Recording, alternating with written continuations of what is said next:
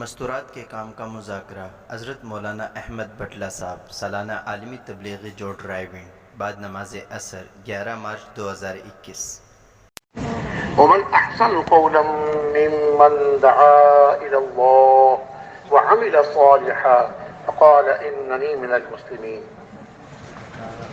فقال سبحانه وتعالى: قل هذه سبيلي أدعو إلى الله على بصيرة أنا ومن اتبعني وسبحان الله وما أنا من المشركين. صدق الله العظيم. فقال عليه الصلاة والسلام: بلغوا عني ولو آية. فقال: فليبلغ الشاهد الغائب. فقال عليه الصلاة والسلام: لا يؤمن أحدكم حتى يحب لأخيه ما يحب لنفسه. فقال عليه الصلاة والسلام: لا يؤمن أحدكم حتى يكون هواه تبعا لما جئت به، او كما قال عليه الصلاة والسلام. میرے محترم بھائیو، دوستو اور بزرگوں، اللہ رب العزت نے حضور اکرم صلی اللہ علیہ وسلم کی ختم نبوت کی برکت سے اس امت کو آپ والی محنت کا ذمہ دار بنایا۔ اس امت کا ہر فرد لا الہ الا اللہ محمد الرسول اللہ پڑھنے والا ہے، ہر فرد آپ والی محنت کا ذمہ دار ہے، اور اس امت کو پوری امت کی ذمہ داری دی گئی، اس امت کے ہر فرد کو پوری امت کی ذمہ داری دی گئی ہے۔ دنیا بھر میں جتنے انسان بستے ہیں، مسلم ہوں یا غیر مسلم، سب کی ذمہ داری ہمارے اوپر ہے، سب کی ذمہ داری ہمارے اوپر ہے۔ اور کمی کی بات یہ ہے کہ ہماری عمر کے اتنے سال گزر گئے اور ہم نے اس کو اپنی ذمہ داری نہیں سمجھا، اس کو اپنا کام نہیں سمجھا، حالانکہ یہ بڑا کام ہے۔ بال بچوں کو پالنا، کمائی کرنا، دنیا کی مشاغل میں لگنا، یہ سب چھوٹے کام ہیں، اور حضور اکرم صلی اللہ علیہ وسلم والا مقصد، آپ والی محنت، یہ سب سے اونچا کام ہے، سب سے اونچا کام ہے۔ دنیا کے سارے کام چھوٹے کام ہیں، اور یہ دین کا کام، یہ بڑا کام ہے۔ دین کی محنت، دین پورا کا پورا دین پوری دنیا میں زندہ ہو جائے، اور دین کی محنت دنیا میں زندہ ہو جائے، ہر مسلمان پورے دین پر چلنے والے بن جائیں، اللہ تعالیٰ کے حکم اور جناب رسول اکرم صلی اللہ علیہ وسلم کے طریقے، آپ کی مبارک سنتیں، آپ کی مبارک سنتیں مسلمانوں میں زندہ ہو جائیں، پوری دنیا میں زندہ ہو جائیں۔ سارے کے سارے مسلمان، مرد بھی عورتیں بھی، سب کے سب آپ والی سنت پہ چلنے والے بن جائیں۔ مردوں کے چہروں پر حضور کی سنت ہو، مستورات اگر گھر سے نکلیں تو با پردہ نقاب ڈال کر، جی اللہ کے حکم کو پورا کرتے ہوئے، اور حضور اکرم صلی اللہ علیہ وسلم کے طریقے سے سارے مسلمان چل رہے ہیں، اس کی محنت کریں، اور ہر مسلمان کو دین کی محنت کرنے والا بنانا ہے۔ اللہ تعالیٰ نے مردوں کو بھی ذمہ دار بنایا اور مستورات کو بھی ذمہ دار بنایا۔ مردوں کی بھی ذمہ داری ہے، مستورات کی بھی ذمہ داری ہے، خالی مردوں کی ذمہ داری نہیں ہے۔ دیکھیے ہمارے پیارے نبی حضرت محمد صلی اللہ علیہ وسلم، آپ بھی محنت فرما رہے ہیں، اور آپ کے عہد مبارک میں آپ کے ساتھ چلنے والے آپ کے صحابہ وہی محنت فرما رہے ہیں، اور گھروں مستورات صحابیات رضی اللہ تعالی عنہم اجمعین، وہ بھی دین کی محنت فرما رہی ہیں، وہ بھی دین کی محنت فرما رہی ہیں۔ مستورات میں بھی دین کی محنت میں کمی نہیں تھی۔ جس طرح مرد ساری انسانیت کے لیے فکر مند تھے، ایسے ہی مستورات بھی ساری انسانیت کے لیے فکر مند تھی، اور جس طرح مرد اللہ کے راستے میں نکلتے تھے اور دین کی محنت کرنے کے لیے دنیا میں مختلف ملکوں میں اور دنیا کے مختلف بر اعظموں میں پہنچے ہیں، اس طرح مستورات بھی اپنے اپنے شوہروں کے ساتھ، اپنے بھائی کے ساتھ ملکوں میں پہنچی ہیں۔ یہ الگ بات ہے کہ مردوں کی جماعتیں زیادہ نکلی، اور مردوں کے ساتھ مستورات، سب کے ساتھ مستورات نہیں ہوتی تھی، کچھ کے ساتھ ہوتی تھی۔ ہمارے پیارے نبی صلی اللہ علیہ وسلم ہجرت کے بعد اللہ کے راستے میں نکلتے تھے تو اپنی ازواج مطہرات کے لیے قرآن اندازی کمایا کرتے تھے، اس سفر میں میرے ساتھ کون جائیں گے؟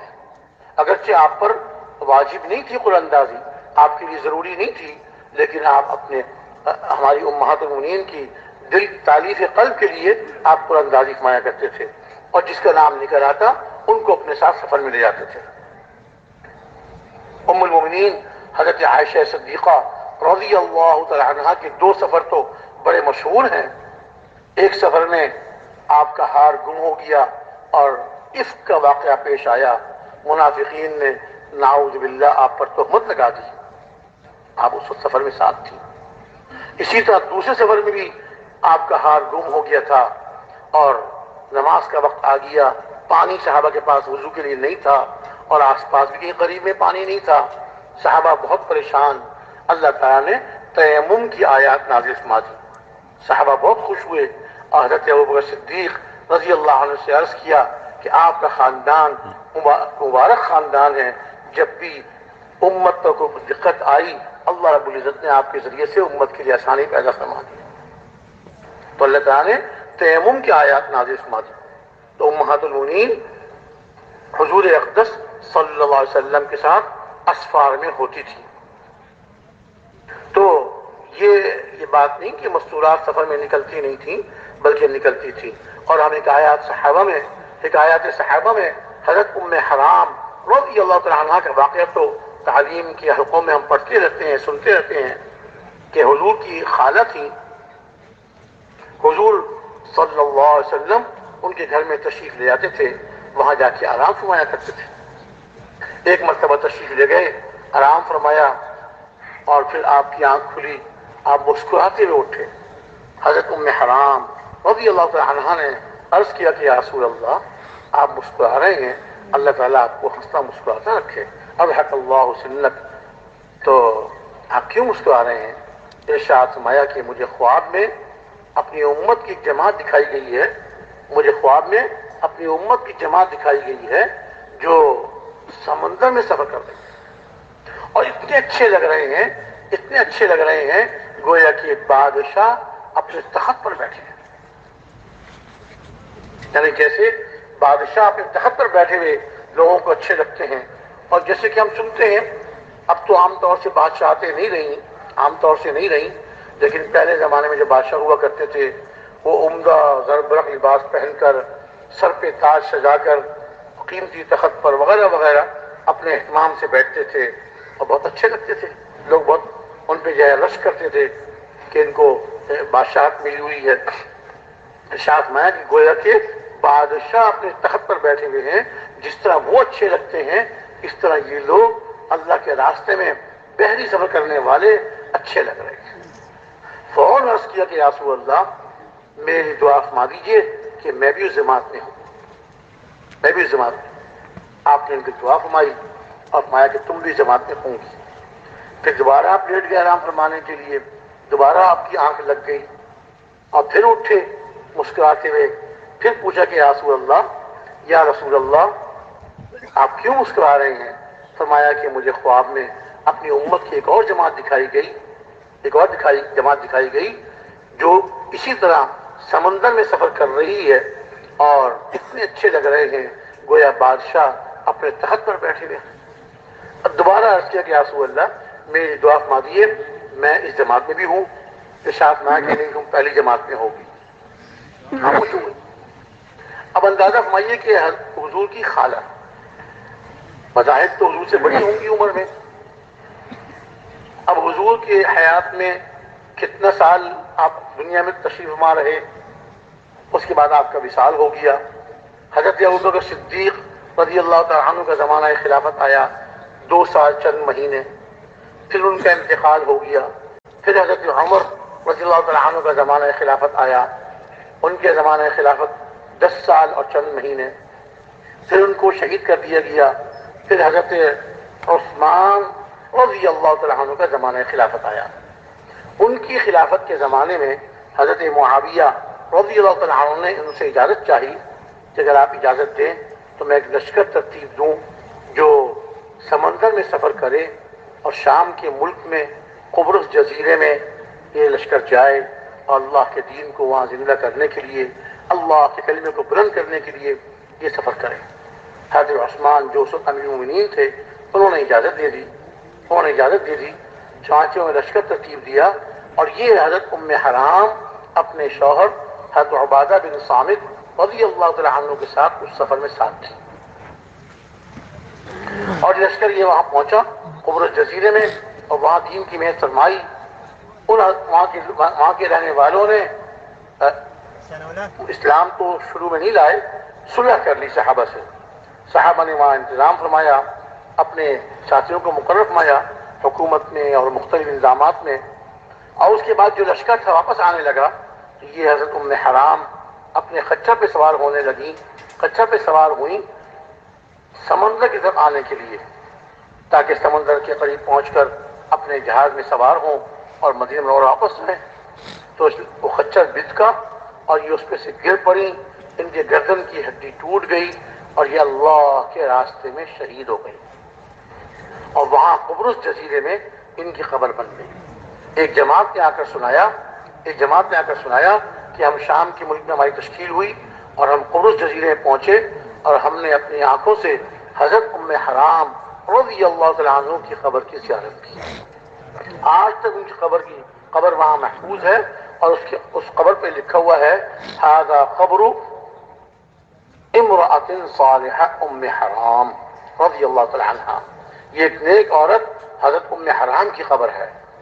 اور اس کے بعد پھر ان کی تاریخ لکھی ہوئی ہے، کس طرح یہ مدینہ منورہ میں تھیں اور حضور خواب اور ان کا دعا کرانا. اب جو حضور ارشاد میں آیا کہ تم پہلی جماعت میں ہوں گی، تو وہ بات اللہ نے پوری فرما دی کہ یہ پہلی جماعت میں تھیں اور دوسری جماعت کی ترتیب دینے سے پہلے ان کا انتقال ہو چکا تھا اور یہ وہاں قبرص جزیرے میں مدفون ہو چکی تھی. ان کی قبر اللہ کے راستے میں قبرص جزیرے میں آج تک محفوظ ہے. تو مستورات بھی اپنے شوہروں کے ساتھ، اپنے بھائی کے ساتھ، حضرت معاویہ بن ابی سفیان رضی اللہ تعالیٰ عنہ، ان کا سفر ہوا شام کا، لشکر لے کے وہاں پہنچے ہیں اور ان کے ساتھ ان کی اہلیہ اور ان کی بہن، یہ دونوں ساتھ تھی. اور ان کی بہن حضرت ام حکم بنت ابی سفیان، حضرت معاویہ بن ابی سفیان اور ان کی بہن حضرت ام حکم بنت ابی سفیان، یہ اپنے بھائی کے ساتھ وہاں گئیں اور اللہ کرنا ہوا کہ وہاں بیمار ہو گئیں اور وہیں ان کا انتقال ہو گیا اور وہیں ان کی خبر بن گئی. حضرت ام حرام بھی قبرص جزیرے میں مدفون ہوئیں اور حضرت ام حکم حضرت معاویہ بن ابی سفیان کی بہن اور ام المؤمنین حضرت ام حبیبہ کی بہن یہ وہاں مدفون ہو گئیں قبرص جزیرے میں. اور حضرت معاذ کی اہلیہ یہ بھی حضرت فاختہ بنت قرظہ یہ بھی اپنے شوہر کے ساتھ اس جزیرے میں گئی تھیں. یہ تو واپس آ گئیں اور ان کی قبر وہاں بن گئی. ایسے ہی حضرت معاذ بن جبل رضی اللہ تعالیٰ عنہ بڑے مشہور صحابی ہیں جن کو حضور اکرم صلی اللہ علیہ وسلم نے یمن کا معلم بنا کر بھیجا تھا، یمن کا حاکم بنا کے بھیجا تھا. اور ان کا واقعہ اس میں فضائل اعمال میں ہے کہ جب حضور کو روانہ فرما رہے تھے ارشاد فرمایا تھا کہ اے معاذ اب تم جا رہے ہو، واپس آؤ گے تو مجھ کو نہیں پاؤ گے، میری خبر پہ سے گزرو گے، میری خبر پہ سے گزرو گے. حضرت معاذ رونے لگے، آنسو سے رونے لگے. حضور نے منہ دوسری طرف فرما لیا، حضور کے بھی آنسو بہنے لگے. فرمایا کہ جو بھی کہیں بھی ہو میرا کام کر رہا ہے وہ میرا ہے. اور یہ وہاں پہ یمن تشریف لے گئے. یہ وہ حضرت معاذ بن جبل یہ بھی شام کے ملک میں تشریف لے گئے تھے. حضرت خالد بن ولید رضی اللہ تعالیٰ عنہ نے ان کو بھیجا تھا وہاں شام میں قبرص کے قریب بحل بدر ایک قلعہ تھا، اس کا محاصرہ کرنے کے لیے ان کو بھیجا تھا. اور ان کی اہلیہ ان کی بہن ان کے ساتھ تھی. عرض میں کر رہا ہوں کہ جس طرح مرد اللہ کے دین کے لیے اللہ کے راستے میں نکلتے تھے اور اللہ کے راستے کی مشقتوں کو برداشت کرتے تھے، ایسے ہی مستورات بھی اللہ کے راستے میں نکلنے کا شوق رکھتی تھیں اور اللہ کے راستے کی مشقتوں کو برداشت کرتی تھی.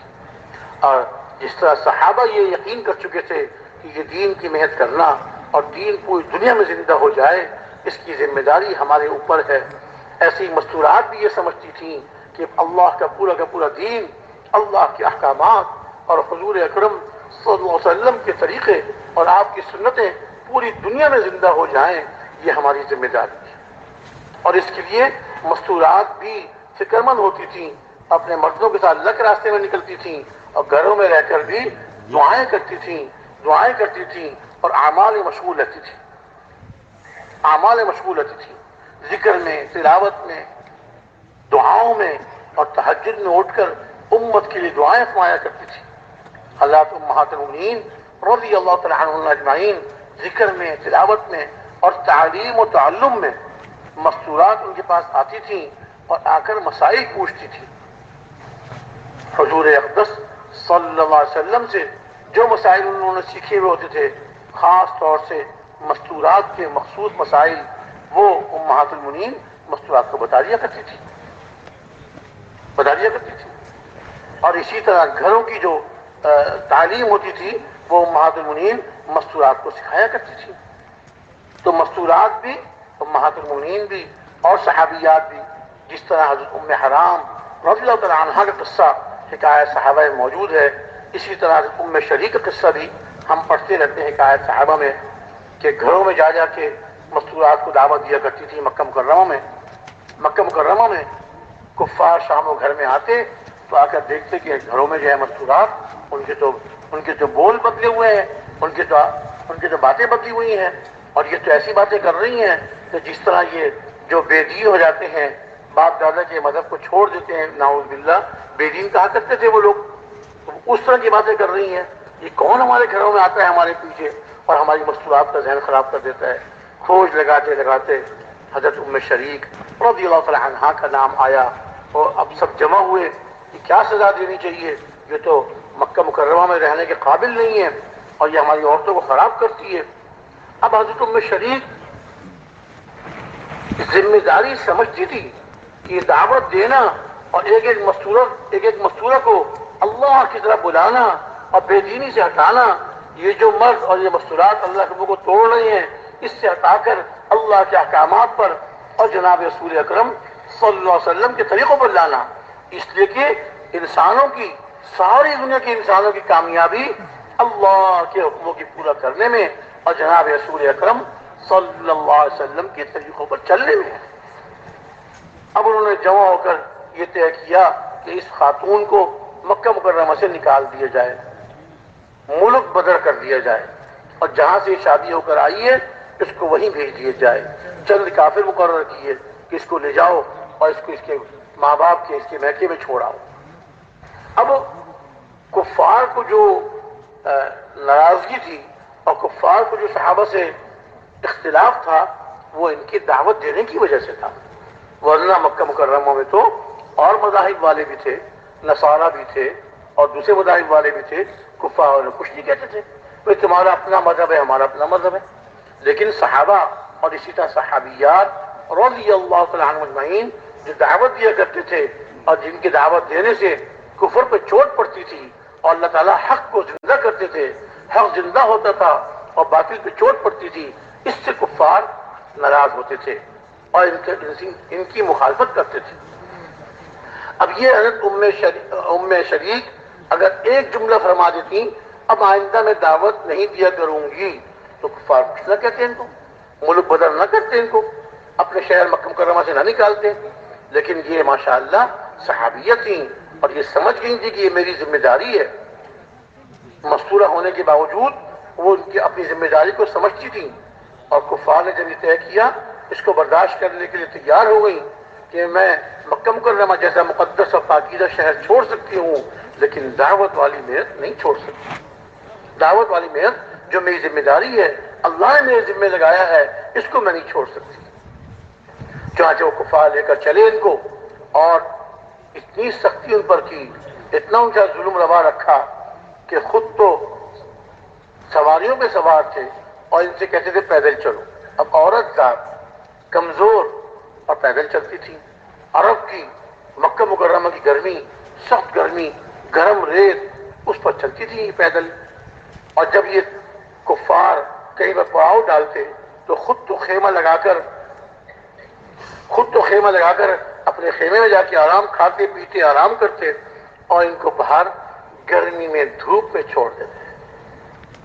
ایک دن، 2 دن، 3 دن گزر گئے، نہ کھانا نہ پینا، پیدل چلنا، تکان سے برا حال، بھوک سے برا حال۔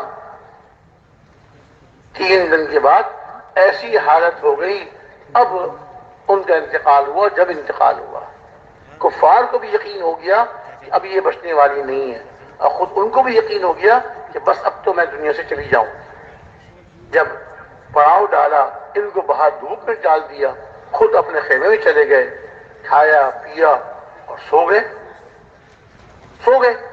اور یہ باہر گرم ریت پر دھوپ میں پڑی ہوئی ہیں، آسمان کی طرف دیکھ رہی ہیں، شاید اب فرشتہ آ جائے، شاید اب فرشتہ آ جائے۔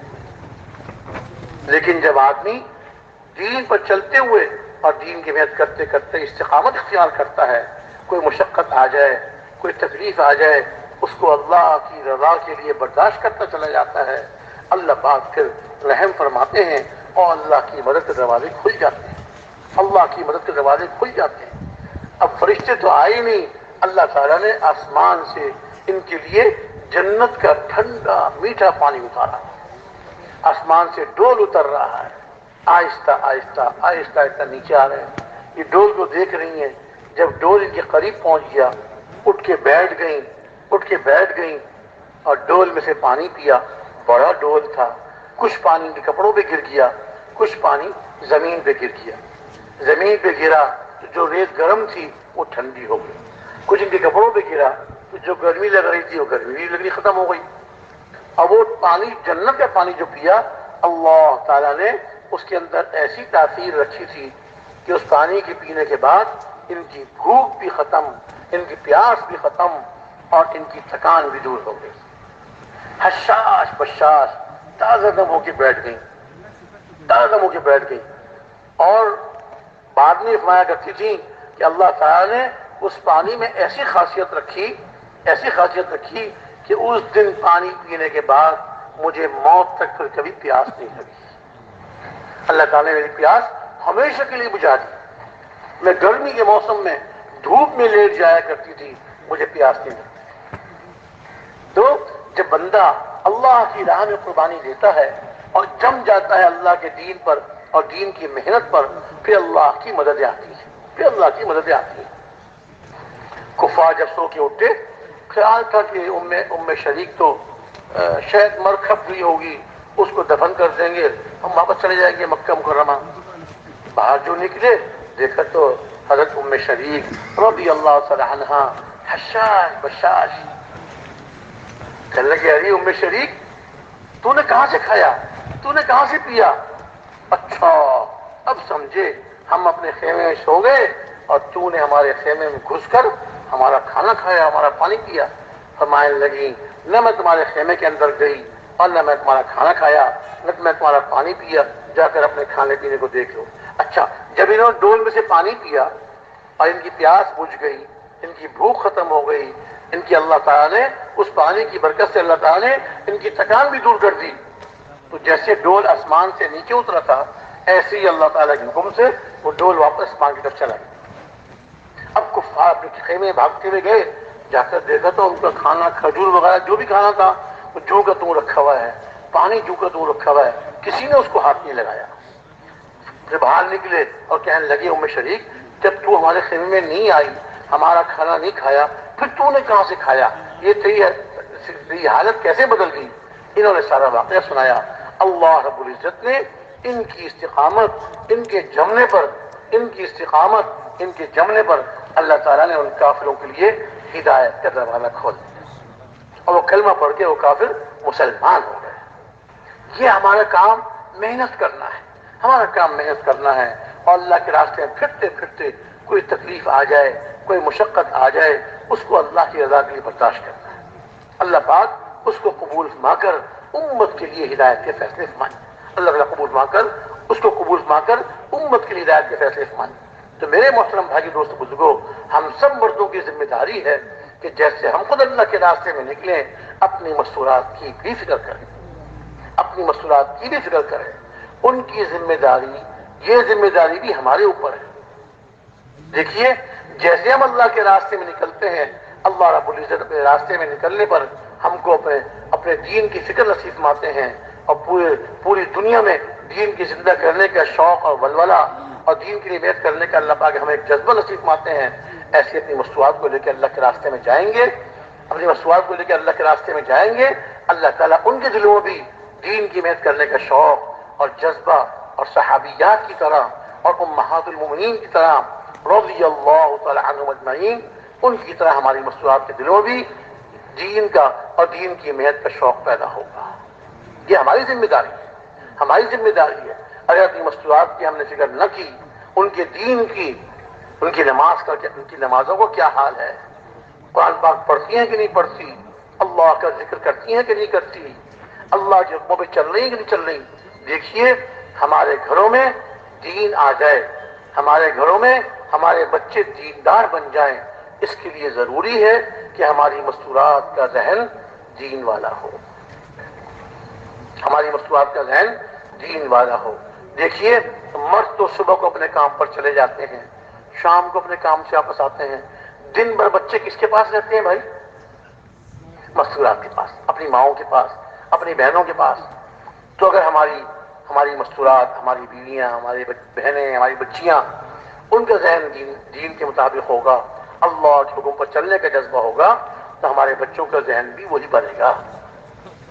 اور خدا نہ خواستہ, اللہ نہ کرے, ہم نے ان کے دین کی فکر نہ کی اور ان کے دلوں میں دین کی محنت کا جذبہ نہ بنا, اللہ کے دین کو زندہ کرنے کی فکر ان کے اندر پیدا نہ ہوئی, ساری امت کے اندر اللہ کا دین زندہ ہو جائے, ساری مستورات کے اندر اللہ کے دین کی زندہ کرنے کی فکر پیدا ہو جائے. اگر یہ ہماری مستورات کی فکر پیدا نہ ہوئی تو میرے بھائی دوستو بزرگوں, اور ہمارے گھروں میں دینداری نہ ہوئی, اللہ کے احکامات نہ ہوئے, ہمارے بچے کبھی دیندار نہیں بن سکتے, کبھی دیندار. حدیث پاک میں آتا ہے کہ ہر دنیا میں آنے والا بچہ کل مولود یولد علی الفطرہ فابواہ یحودانہ او ینصرانہ او یمجسانہ. دنیا پیدا ہونے والا ہر بچہ اسلامی فطرت پر پیدا ہوتا ہے, اسلامی فطرت پر پیدا ہوتا ہے. پھر اس کے ماں باپ یا اس کو یہودی بنا دیتے ہیں, یا نصرانی بنا دیتے ہیں, یا مجوسی بنا دیتے ہیں. ہمارے اکابر ارشاد فرماتے ہیں, گھروں کا جیسا ماحول ہوگا ہمارے بچے ویسے بنیں گے. اللہ نہ کرے اگر گھروں میں یہودیت والا ماحول ہوا, نصرانیت والا ماحول ہوا, مجوسیت والا ماحول ہوا, تو بچے پھر یہودیت والے, نصرانیت والے اور مجوسیت کے ذہن والے بنیں گے. یہ ہو نہیں سکتا کہ گھروں کا ماحول تو یہودیت والا ہو اور بچہ اللہ کا ولی بن جائے. اللہ اپنی قدرت ظاہر فرمانے کی الگ بات ہے, اور عام طور سے تو گھروں کا جیسا ماحول ہوتا ہے بچے ویسے بنتے ہیں. اس لیے میرے محترم بھائی دوست بزرگوں, اپنی مستورات کی دینداری کی فکر کرنا اور ان کے لیے ان کو اللہ کے راستے میں لے کے نکلنا اور ان کا وقت لگوانا, یہ انتہائی ضروری ہے, انتہائی ضروری ہے. اور اپنی مستورات کا بھی اور ساری امت کی مستورات کی فکر کرنا, ساری امت کی مستورات کی فکر کرنا. ملکوں میں جتنی مسلمان مستورات ہیں ان کی ذمہ داری بھی تو ہمارے اوپر ہے. جیسے مردوں کی ذمہ داری ہمارے اوپر, ایسے مستورات کی ذمہ داری بھی ہمارے اوپر. وہ بھی تو حضور کی امت ہی ہیں, مستورات بھی تو حضور کی امت میں ہیں. ان کے اندر دین زندہ ہو جائے. ملکوں میں وہاں کے مرد یہ بار بار تقاضا کرتے ہیں کہ جس طرح مردوں کی جماعتیں بھیجتے ہیں اس طرح ہمارے ملکوں میں مستورات کو بھی بھیجیں, تاکہ ہماری مستورات آپ کی مستورات کی دینداری کو دیکھ کر, ان کے دین والے لباس کو دیکھ کر, ان کے دین کے اعمال پہ چلنے کو دیکھ کر ہماری مستورات بھی اعمال پہ چلنے والی بن جائے. ہماری جماعت کرغزستان کے ملک میں گئی. کرغزستان یہ روس کی ایک ریاست ہے. کئی سال پہلے کی بات ہے, جبکہ ہمارے مفتی جان العابدین صاحب, حضرت قاضی عبدالقادر صاحب, بھائی محمد افضل صاحب رحمۃ اللہ علیہ, بھائی محمد لطیف صاحب, یہ ہمارے جو بزرگ دنیا جا چکے ہیں, اللہ تعالیٰ ان سب کے درجات کو بلند فرمائے. ہماری طرف سے, پوری امت کی طرف سے ان کو بہترین بدلہ عطا فرمائے. یہ حضرات سارے حیات سے اس وقت وہ وہاں جماعت کام کرنے گئی تو ایک مسجد میں ٹھہری ہوئی تھی جماعت. عصر کے بعد گشت کیا, مغرب کے بعد جماعت بیان کر رہی تھی. تو وہاں کی جو مسلمان مستورات بڑی عمر کی, وہ بڑی چادر اوڑھ کر پورا پردہ کر کے, مسجد کی دیواریں چھوٹی تھیں, دیوار کے باہر آ کے بیٹھ گئی, پیچھے آ کے بیٹھ گئی اور بیان سنتی رہی. جب بیان ختم ہوا, تشہیر ہوئی, دعا ہوئی, تو یہ مستورات کھڑی ہو گئیں اور ہمارے پاکستان کے ساتھیوں کو جماعت جو گئی ہوئی تھی ان مردوں کو مخاطب کیا اور ان سے کہا کہ دیکھیے آپ کے بزرگ یہاں پر مردوں کی جماعتیں بھیجتے ہیں، ہمارے مرد آپ لوگوں سے دین سیکھتے ہیں اور ان کے اندر دین کا شوق پیدا ہوتا ہے اور آپ کو دیکھ کر آپ کی ترغیب سے وہ اللہ کے راستے میں نکلتے ہیں۔ ہم مستورات بھی تو آپ کی دینی بہنیں ہیں، ہم مستورات بھی تو آپ کی دینی بہنیں ہیں، آپ واپس جائیں گے تو اپنے بزرگوں کو، اپنے رائیونڈ کے بزرگوں کو ہمارا سلام کہیے گا ہماری طرف سے، اور ان سے کہیے کہ آپ کی دین کی دینی بہنیں آپ کو سلام کہہ رہی ہیں اور کہہ رہی ہیں کہ ہمیں بھی دین کی ضرورت ہے، اور اپنی مستورات کو بھیجیں تاکہ ہماری مستورات آپ کی مستورات سے دین سیکھ سکیں۔ ہمیں کون سکھائے گا؟ 70 سال ہم لوگ ظلم کی چکیاں پستے رہے اور سب سے بڑا جرم ہمارے ملک میں کلمہ پڑھنا، اللہ کا نام لینا ہمارا سب سے بڑا جرم تھا، جس پر کسی کو بخشا نہیں جاتا تھا اور اس کو جیل میں لمبے عرصے کے لیے یا اس کو قتل کر دیا جاتا تھا۔